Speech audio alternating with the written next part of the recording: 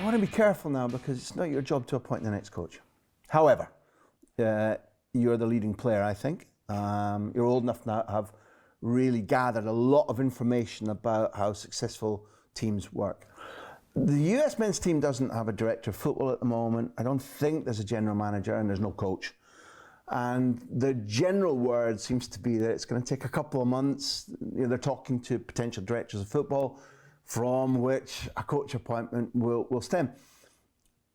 The World Cup that you're co-hosting might seem a long way away, but blink, and we're almost 6 months on from Qatar. Does the US Federation have as much time as it seems they think they do to get on with progress and get on with consolidating what you achieved in Qatar? Yeah, for me, it's an interesting one because, like you said, I'm not here to appoint the next manager. It's not my job. Whoever it is, I'm going to play and give 100%, and that's what I'm going to do. But yeah, in my opinion, it's everything that happened with Gregg. First of all, is I think handled in an extremely childish manner. I think we all have seen what's been going on. I think it's childish. It's youth soccer. People complaining about playing time. I don't want to go too far into that, but that's what we'll say. I think Gregg has been extremely unfortunate in the position to get even into the position he is now. Do I feel like we should just wait and I don't think it's necessary because I don't feel we're in a phase like we were after not qualifying 4 years ago or however many years ago for the last World Cup, where we need a complete rebuild. We don't need some, a bunch of new guys coming in and this and this. We have a strong core, in my opinion, and I think a lot of people have seen that, and we need to carry on with that. And that's why it's a tough one for me because I think we could just want to continue that as soon as we can and build off of this World Cup, World Cup, which I think had a lot of positives in it, I will say, and I think we want to get going with that as soon as we can. Sticking to the theme that it's not your or my job to appoint the next coach, if it were Gregg Berhalter, you'd be reasonably content that you've got a talented coach, a reliable man, a winning coach, and somebody able to take the gains you all and he have made and push forward. I won't put words in your mouth, but is that what you would feel? Yeah, no doubt about it. I think the strides that we've taken in recent years with him appointed, I think, has been evident. I think it's quite clear. So that's what I'll say. Yeah, that's a clear endorsement of Christian Pulisic to bring Gregg Berhalter back to the U.S. men's national team coach position. Let me ask you this.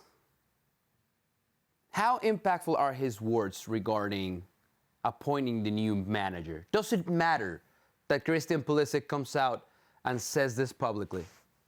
It shouldn't matter. Does it matter? Maybe. He's one of your most important players in the program. Is it a good idea to bring Gregg Berhalter back? Absolutely not.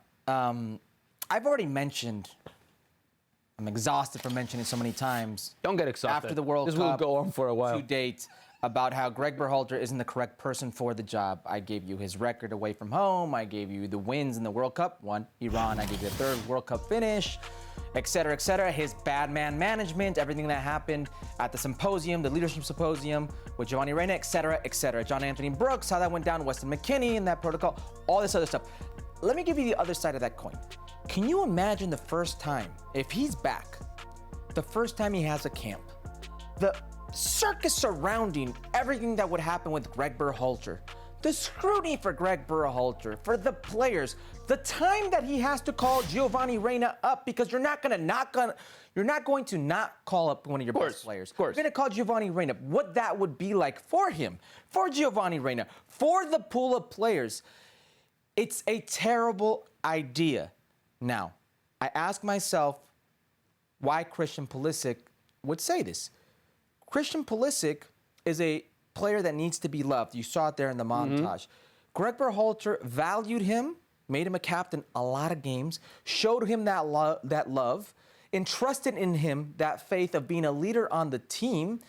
He had in Gregg Berhalter a coach who believed in him, something that he's not had at Chelsea with Frank Lampard, with Thomas Tuchel, certainly with Graham Potter. Well, he's been et cetera. injured for the majority of It's Graham always Potter's something with the tenure. coach in Chelsea. It's always something, okay?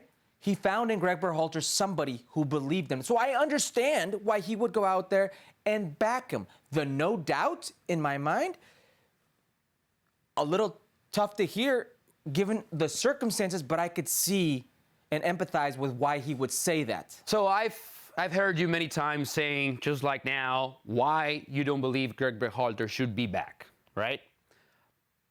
When I listen to Christian Pulisic, maybe the way he's saying it should give us an idea how the players feel about working with Gregg Berhalter. And that everything, as Graham said during the interview, those gains, right? Those gains that, because you painted all the results and all the stats, yeah, they were not great, but they were not bad. So there were some things that were achieved under Gregg Berhalter. Don't you believe that the fact that players like him, players like working with him, should also be a factor when choosing the new manager for the team? No, the biggest factor should be who can help you win, who can help you transcend, who can help you get better, who can help you take your game and elevate it to the next level, not who you feel comfortable with. The reality is Christian Pulisic is backing Gregg Berhalter in this. Clearly, yeah. It's not that the player pool is backing Gregg Berhalter. Doesn't he speak for the players? No. He speaks for Christian Pulisic and Christian Pulisic. Do you think he speaks for Giovanni Reina? I mean, not Gio, but many other players. Well, there's. And by the way, if you're talking about those many other players really quickly, per The Athletic, there was a report that those many other players thought that he wasn't experienced enough or of a certain clout to manage the European players. So it goes whatever you want to believe. All I know is, and I empathize with Christian Pulisic and why he's saying it. I can see why he's saying it, but I don't agree with it. Finally, because you mentioned the circus that would be around the team. Yeah. If Gregg comes back and has to. And I'm talking about the players. Work with Gio, Imagine what the right? sponsors would do. I'm talking about the players. Of course, but don't you think that, I mean, dealing with grown men, adults, yes, the first day would be a circus, 100%. But don't you believe that being professionals, grown men, they can actually look over the shoulder and put it in the past and move on? Grown men. You don't think so? Grown men. You don't think so? You don't think this is a mature enough roster that can actually have a conversation? I don't care how old you are. Having this type of dark cloud over you every single camp is a lot to deal with. Okay. So Pulisic has made his position very clear. You have made your position very clear as well. Well, thank you very much for watching ESPN on YouTube. For more sports highlights and analysis, be sure to download the ESPN app. And for live streaming, premium content, and let's not forget as well, ESPN FC 7 days a week. Subscribe to ESPN+.